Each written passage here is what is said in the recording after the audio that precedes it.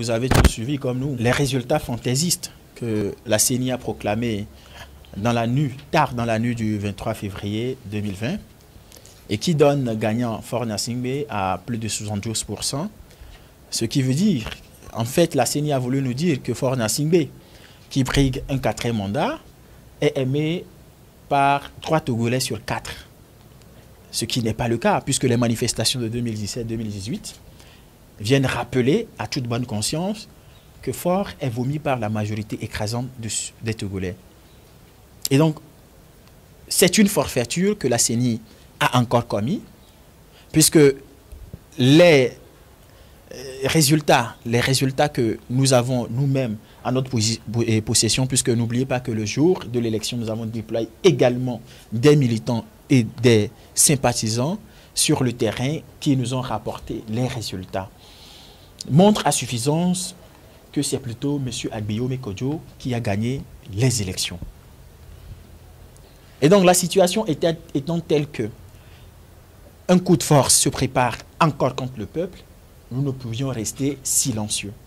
Et c'est en cela que nous demandons à la population de ne pas accepter ces résultats, de tout faire pour les réfuter et pour que le monde entier sache que ceux qui sont pour l'alternance et le changement au Togo représentent plutôt 75% de la population. Dans le même sens, nous demandons à la communauté internationale, notamment à l'ONU, à l'Union européenne, à la France, aux États-Unis, à l'Allemagne, à la CEDEAO et à l'Union africaine, de ne pas les reconnaître. Toutefois, nous nous gardons d'organiser certaines activités pour montrer à tous que le peuple ne veut plus de Faure Gnassingbé, que le peuple n'a pas accepté ou n'accepte pas ce que la CENI et la Cour constitutionnelle s'apprêtent à faire. Ce faisant, nous appelons la population à soutenir comme il faut l'initiative ou l'appel de Monseigneur Kpodro pour des manifestations dans tous les quartiers, villes et villages du Togo ce vendredi 28 février. Dans le même sens, nous demandons à la population de se mobiliser ce dimanche à partir de 16 h devant le domicile de M. Agbeyome Kodjo pour lui demander de ne pas céder aux menaces et aux intimidations du pouvoir en place, pour lui demander de tenir bon, droit dans ses bottes jusqu'à ce que nous obtenions la victoire. Et le lundi 2 mars, nous appelons à une marche de l'escargot.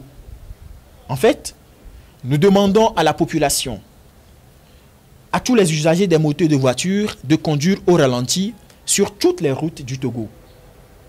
De conduire au ralenti entre 7 h et 17 h. Nous ne demandons pas d'arrêter les voitures sur les routes, mais d'aller au ralenti autant qu'ils peuvent. Si c'est la vitesse 1, qu'ils restent à la vitesse 1. Qu'il y ait embouteillage partout au Togo.